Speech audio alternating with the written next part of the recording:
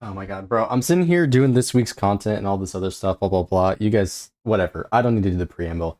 But I was taking a look at my whole like content for a second, and I realized a lot of these videos are really old, and so I'm getting rid of some of them. But then also in terms of like this one and the other ones I would have uploaded this week that you guys will see, it's funny that like half of these are like a bare minimum a week old, which is just crazy. But today's video, we're gonna be talking about the new Deadly Assault boss, or I guess it's really the previous Deadly Assault boss. It's the Defiler. Now, I know there's a lot of drama going on with the whole HP inflation discussion. A lot of people are discussing it, I would say, in bad faith. But I want to say generally that I think to some extent it is kind of overblown. Now, I know people are immediately going to pop off and go crazy about that, but you got to hear me out here. There is significant HP inflation for a bunch of the bosses. However, it's not unmanageable in the current state of the game, and power creep also is not that bad. And on top of that, I've also been able to clear with one of the worst characters in the game, being Nikomata. Now, the team is quite invested, and you will see some of this in the gameplay shown here. Actually, I might pull up the full video file instead of just this edited version that I was going to put up, but I wanted to take this video in a new direction because I don't really think the previous iteration of this was all too insightful, and I think this would be a lot more interesting for people if we have a discussion, an honest discussion about HP inflation and power creep in this game. Because as I said, a lot of people I think are doing this in bad faith, but then additionally, I think generally people just don't know enough about the game, how it works, and in terms of like this boss. And I want to talk about counters for this boss as well, because at the end of the day, this boss is really dedicated towards doing burst damage within a select window, and not so much sustained damage or even anomaly damage, because it has a bunch of anti-anomaly mechanics on the boss specifically, which makes it harder for characters that you may have invested into to actually clear the content. That being said, though, it's still possible even with some anomaly characters. It just requires a specific team matchup. Okay, so stay with me as I might be a little bit yappy in this video, or at least talking a bit faster than I normally do, as well, I kind of don't want to waste too much time, and I do think there's a lot to talk about, and at least to discuss in terms of like this game's HP inflation and boss mechanics and so on and so on. Also, I'm looking over here because this is where the recording is. I don't know why I look like looking at myself. Normally, well, I also can't do this, so I don't know. It's habits of looking at chat. So if I'm just like looking off the screen and you're totally confused by why I'm doing that, that's why. It's because normally chat's on that side. So yeah, let's just go ahead and start this gameplay with the boss here. You shouldn't hear anything on the audio, but this first part is me clearing it with Asaba, right? The reason for that is because Asaba is not that good.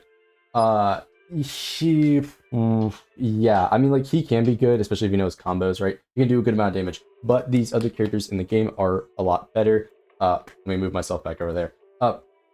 So the main thing for this run is that I don't have Asaba fully geared out.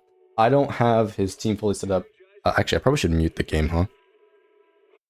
Ignore the wait, you can't hear the Vine Boom sound effect. Okay, well, listen, I put a cringe Vine Boom sound effect there. For whatever reason. Let me mute the game, computer. Hello? Jesus Christ. Anyways, yeah, I put some cringe text over here because I don't really use Asaba, but the point I want to make here is that even with weaker characters on a non-optimal team, it is doable. Now, I didn't actually clear this with Asaba because of a skill issue, and because, again, I don't have the builds together. That's not really the point. The point is that even Asaba, a traditionally seen weaker character, is able to do it, despite the fact that his mechanics don't really favor this boss fight, right? He's more of a sustained damage dealer, as you want to sit on field and build up stacks of him in order for him to do his burst damage rotation, for doing his, 4 dashes into another, into basic 4 and 5, and then you get more of his mines down, and you shoot again, and then you just do the same basic, or forward dash 4 combo over and over again, getting his stacks via his skill, his basic 4 and 5, his ultimate, so on and so on. You do that, right? It's not a very burst-focused rotation, and what I mean by that, and I mean like burst damage instead of sustained damage. Sub is more sustained damage focus, even though his passives want you to do it during a burst window, which is kind of funny. But it's just how the character works. But even a character that is not so much favored towards this fight, like Asaba, he can get it done, right? And that's sort of what I wanted to talk about with Nikomata. With Nikomata, I actually did get it clear by using Caesar, Astra Yao, and neither of them have their signatures. Caesar's on some garbage gear, she's just there for the buffs, and then Astra Yao is on a 4-piece Astral Voice, and I believe 2-piece attack. I actually do have it pulled up right here in game, so let me look at that. That is what I run. Yeah, that's what I run. But the thing that I need to note is I don't have enough attack. My Astra at the time of recording only had like 3,200 attack. so I wasn't getting the max buff possible from Astra. So even then, my Astra was underperformance, and I was still able to clear with Nekomata. Now, my Nekomata is an M1 Nekomata. She does have some decent stats, but it's nothing too crazy. I'll flash it on screen real quickly so you guys can see what the stats look like. Boom, there you go. 100 crit rate, or 80 crit rate, plus 176 crit damage. Now, her M1 just gives her res pin whenever they are stunned, so, keep that in mind. That's pretty nice. So nothing too crazy. Oh, and the attack is a decent amount. I don't have any like pin or anything on her. Ideally, you do run pin, but well, hold on. Is it the build with the pin slot 6? Okay, I might have been running the pin slot 5 here. I don't remember. Apologize for that mishap. This was 2 weeks ago, by the way. I did this the day it came out, so I might have just forgotten the setup. But the point is, Nekomata is able to clear as long as you have enough investment and play well and do the rotations. There's multiple things for this boss fight that can help you gain some points, and I do want to talk about them here. Primarily the miasma phase, which honestly I should just skip to that point here.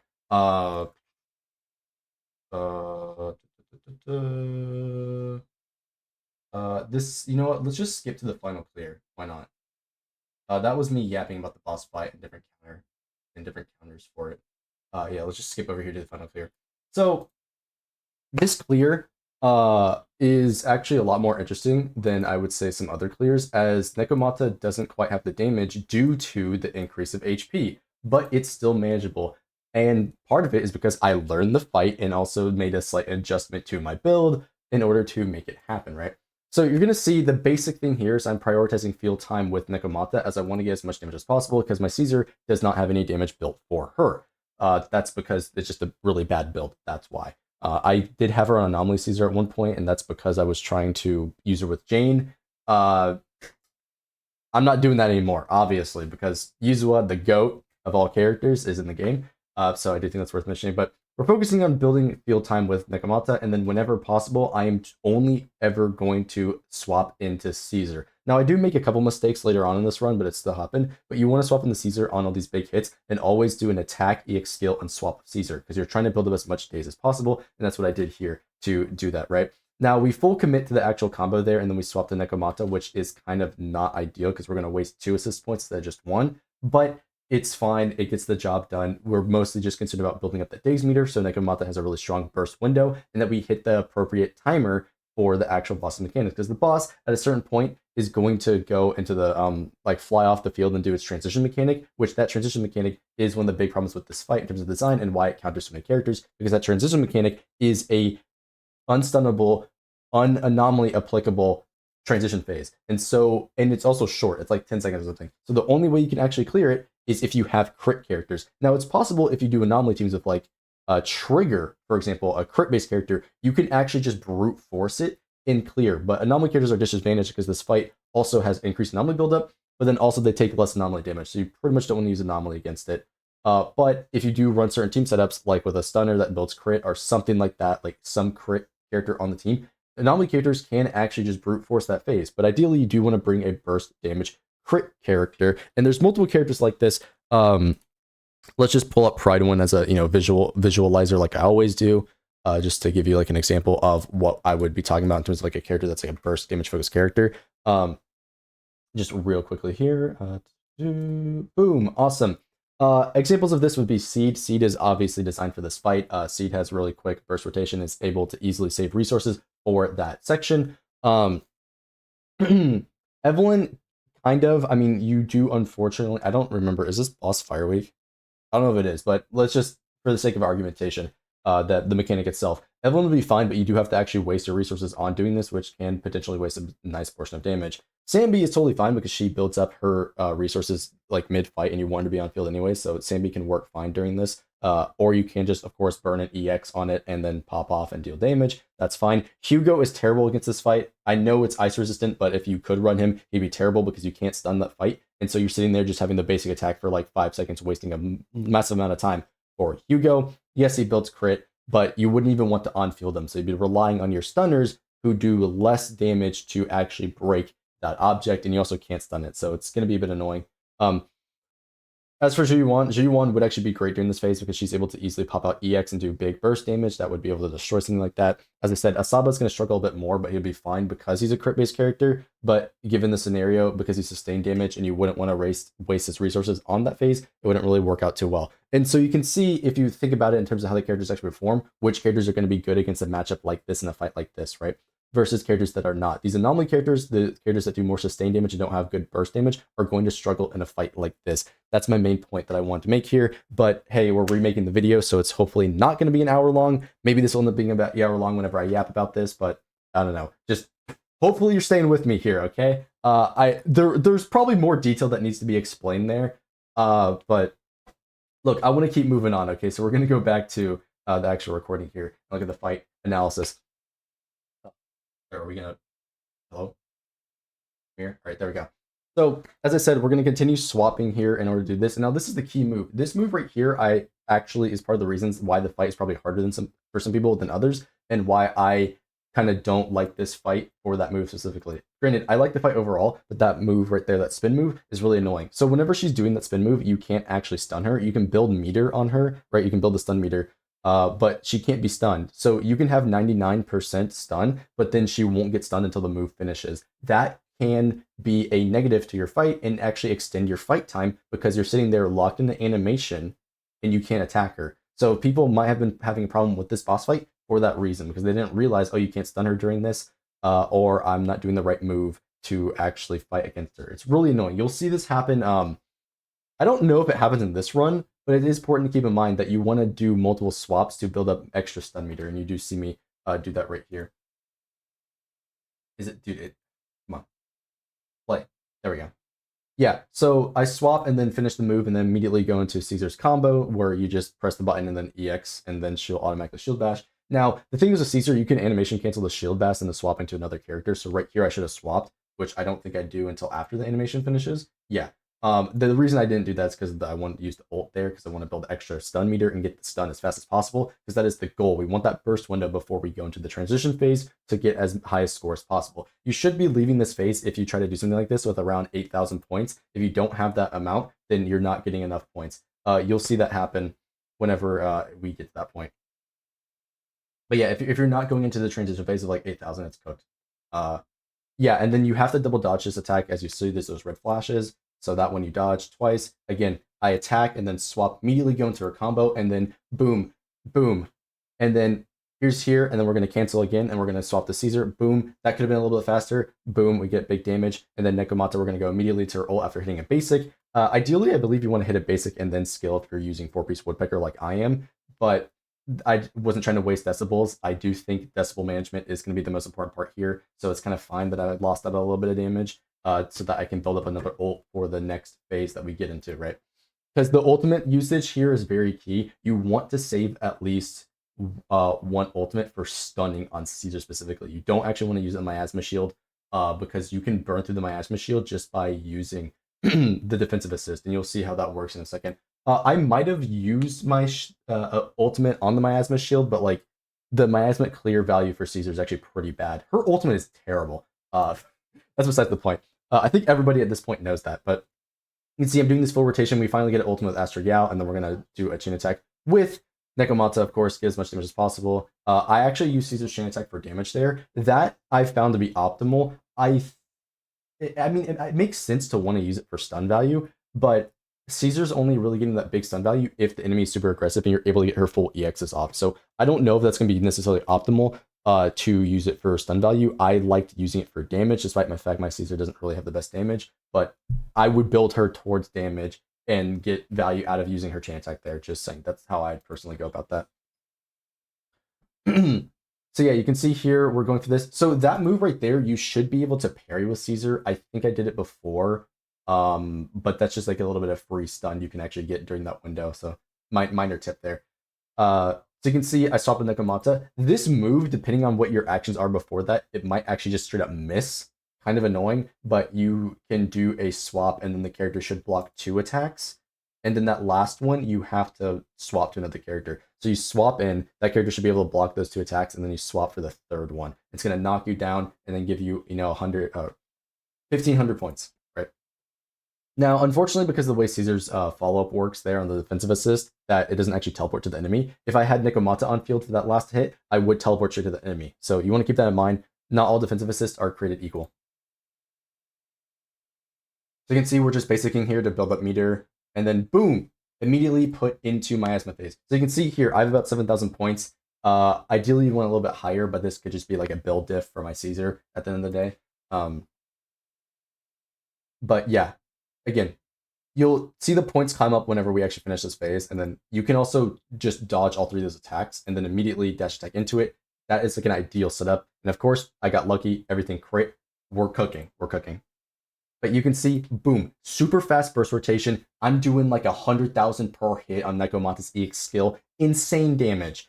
That's basically the ideal rotation. You have to wait for the move to line up. So like you straight up have to like position yourself right behind it, so that way you can dodge and then do her dash attack onto the actual thing, because you can't target it. Like, it's really dumb the way they did this, but you can't actually target it from its initial hit. You have to wait a second before you can target it, and it's also health bar like bugs out as well. Again, issues with this fight, but that's why I'm going through it and explaining it.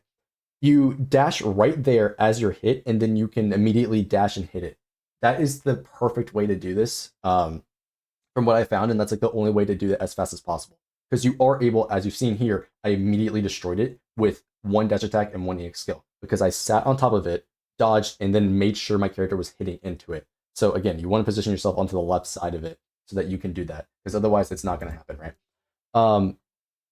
I also pop off a little bit talking about how it's a perfect rotation. And so you see transition phase is literally almost over. Again, this was done like perfectly this run, and this is the main contributor to why I was able to get it. So you can see my points have now jumped up to 9,500. We're looking really good for this rotation here. And then immediately we go in for the attack to try to get a bit meter clear, just a little bit of meter clear, and then immediately go into Caesar, and we have to keep swapping here between our two defensive assist characters. By the way, reminder, evasive assist fucking suck. You need to have a defensive assist. Yes, evasive assist only costs 1 assist point, but when you're clearing miasma, you really need to have defensive assist, okay? Keep that in mind. So that's going to be melee characters plus Nicole. It will tell you which character has a defensive assist. Pretty much the basic way to think about it is characters that are ranged, they don't have one. It's not always true. Orphe, Bernice both have defensive assists. I believe Seed has a defensive assist. But generally, these gun characters like Zhiyuan, they don't have defensive assist. They have evasive assist, okay? Keep that in mind. Miasma primarily wants defensive assist. And you're going to see this right here, as the meter was already half destroyed from doing the mechanics correctly. And the meter is going to be completely destroyed as we do this here. You're going to see, dude, can you play? Oh my god. Okay, you're going to see we're doing some swaps. Boom, boom, boom. And then right there, in between, in the middle, it's kind of hard to catch. I'm going to play it back.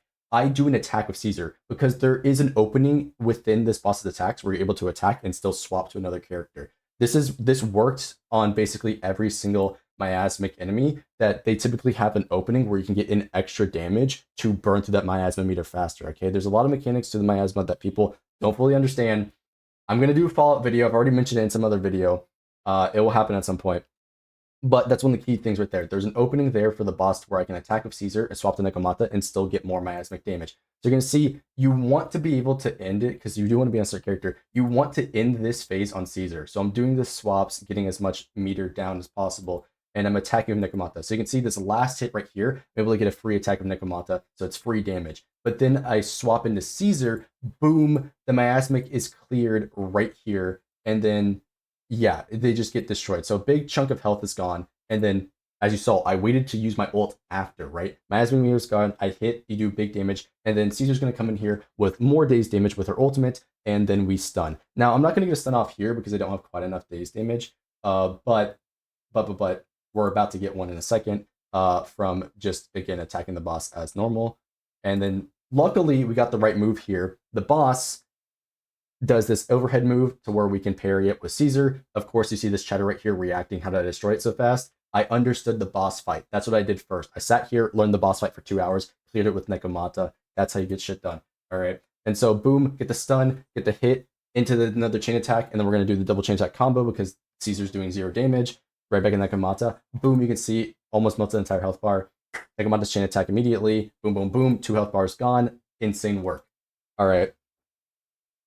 Going forward, we just sit here, basic attack, and we also get our chain attacks off, trying to do our EX skills off, trying to do as much damage as possible within the window. I was lucky enough to get it, through that full window. And then we go into this other phase where they're doing this attack. This one, there's really nothing special here, just swapping between the characters, getting your defensive assist off. Ideally, again, you want to end with Nekomata, so she teleports to them, but you can't really, because it's not the boss, you can't really defensive assist into it, but you can also hold her skill down and she'll just dash over. There's multiple ways to get it done there, but really it doesn't really matter too much. That one's the less important phase. So yeah, we're just sitting here doing basics, and then we're trying to get as much meter as possible. And then right there, you see, I got that first hit defensive assist, attacked, and then I kept doing the swap back, because I'm trying to get as much stun as possible on this enemy. By the way, it's worth mentioning that some of these enemies' moves give you infinite assist points, by the way. This move right here, it's one of those moves that give you infinite assist points if you do it correctly, right? So you do want to keep that in mind. So I can get that with Caesar, get some free days damage up. He's already at half meter, 60% now, really, really good. We're just basic attacking as much as possible. Boom, another swap, and then boom, more big damage. And then I already have another Caesar ultimate, and so we're going to use that, try to get as much done as possible, because remember, as I said earlier, you do not want that spin move to happen, because that spin move will screw you over, because if that spin move happens, then you can't stun the enemy, and you don't want that to happen. As you can see, the time is really, really close. If I had that spin move happen, the run would be over, because I can't stun, and I can't do a burst damage window at the very end. That's the main thing you want to keep in mind here. Can it please play? Okay, so as you see, I'm just doing some basics. I'm trying to get as many EX as possible because the fight's about to be over. Luckily, the spin move didn't happen. Boom, stun, double chain attack, and we've basically cleared the fight there. I was a little bit slow on that swap as well, but you can see immediately into Nekomata ultimate, and then we get it right after this. This was close because, again, because of how Astro Yao works, you're forced to swap into the other character and then manually swap into her.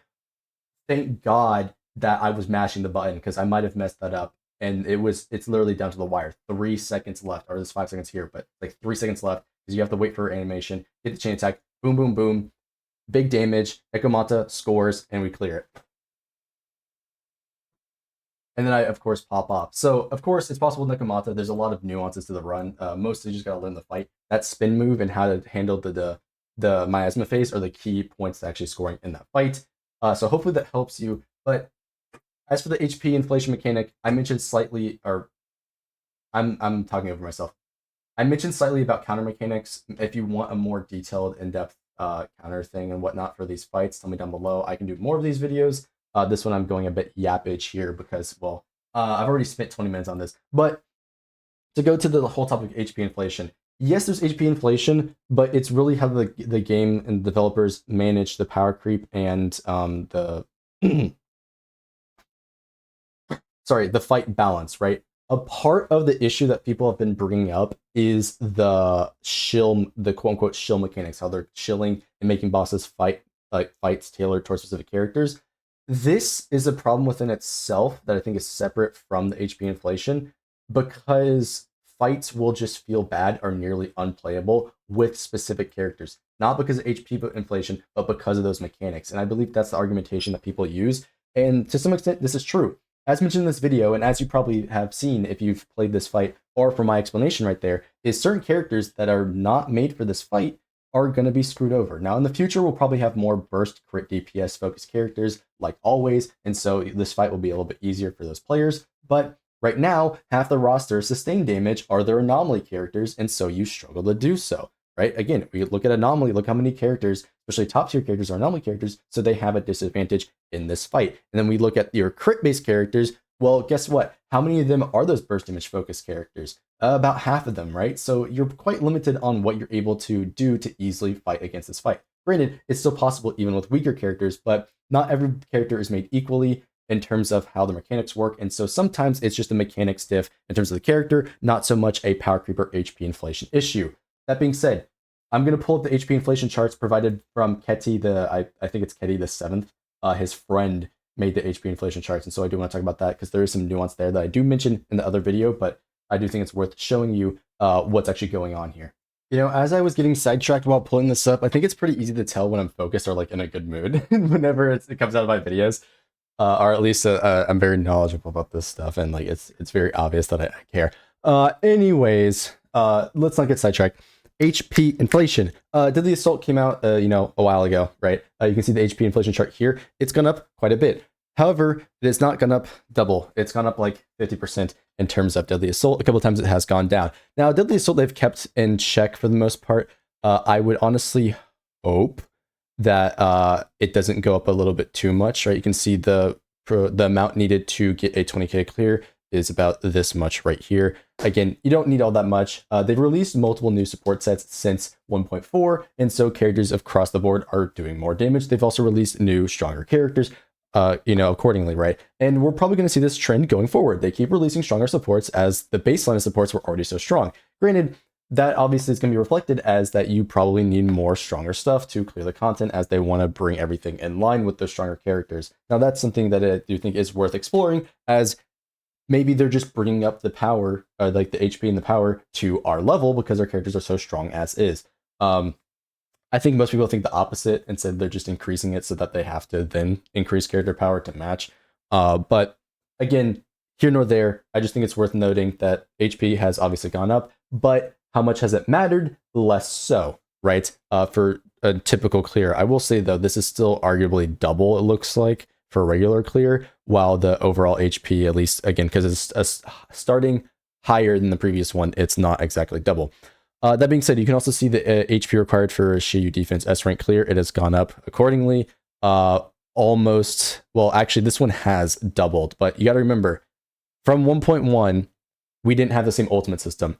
Now we do more damage. And another thing that's worth mentioning that's not here is the days values went up. The days across the board has gone up as well. So you can see here that the HP has gone up in 1.4. This is the range. We also got, so we had the new ult system. We have the new gear sets, and then we've continued to get more new gear sets. It's gone down here. And then right here, 2.1, 2.0, 2.1. This is wherever we got the miasmic enemy with the, big fat guy, right? Now, the thing you gotta keep in mind with these miasmic enemies is these miasmic enemies, whenever you break the miasmic meter, they take 15% of their health as actual damage. And so you can basically subtract the health by 15%, and that's their true health value that you have to actually deal.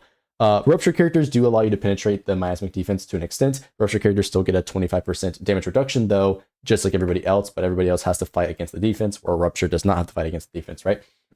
So there's these other mechanics and other factors and buffs that you have to factor in whenever talking about this, because there's a lot of nuance in the situation. It's not just so, hey, they're increasing HP, this is bad. No, there's going to be other mechanics in this game and counter mechanics that you need to keep it part of, right? That being said, obviously there is HP inflation, right? Nobody's denying that. If you are, you're crazy. The only thing I want to bring to light is that there is going to be nuance in the situation. It's not just all, hey, like this is bad. Like, no, there's going to be more to it than just saying like, hey, number go up, thing equal bad, right? Like it's not that simple. You can see the same thing for the excuse me, the quote unquote miasma curve line that you can see represented right here. So yeah, keep that in mind. Of course, there are going to be various mechanics that you can, and techniques that you can do to make that easier to counter, depending on the character, depending on what you bring. I mentioned in the other video that certain characters will have an advantage during the fight because they have a higher miasmic clear threshold, like Seed, for example, but that, of course, is a longer animation, so you want to take that into account. And then you can also see down here, here's the total HP. Again, I don't know how accurate this is. I'm going to assume it's pretty accurate. Okay, that's an assumption, bold assumption, but as far as I know, Ketty's friend here, they compiled the data, and from what I can tell, it seems to be accurate. It's gone up by a bit, but again, it's worth mentioning.